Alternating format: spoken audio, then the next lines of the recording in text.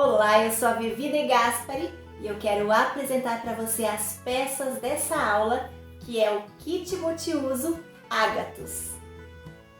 O Kit Multiuso Agathos é composto de duas peças, uma no tamanho pequeno e outra no tamanho grande.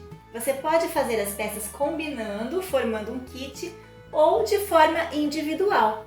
Esse tamanho menor é muito versátil, pode ser usado para guardar os itens de manicure, pode ser um porta-maquiagem, também dá super certo como farmacinha e apesar de pequena, tem bastante espaço.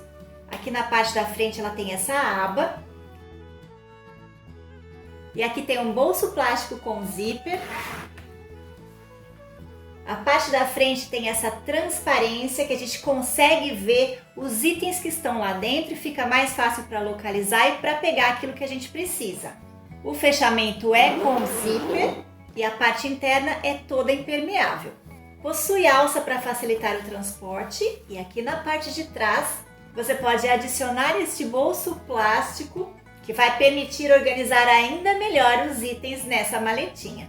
A versão grande dá super certo como frasqueira de viagem, porque cabe shampoo, condicionador, aqueles frascos maiores, todos os itens de higiene sem falta de espaço.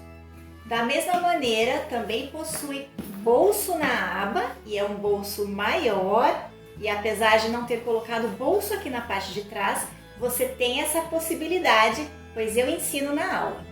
Nessa aula nós vamos utilizar o plástico, você vai aprender todas as técnicas de costura e vai aprender a utilizar o viés de sintético. Espero você para fazer esse kit que é um super sucesso!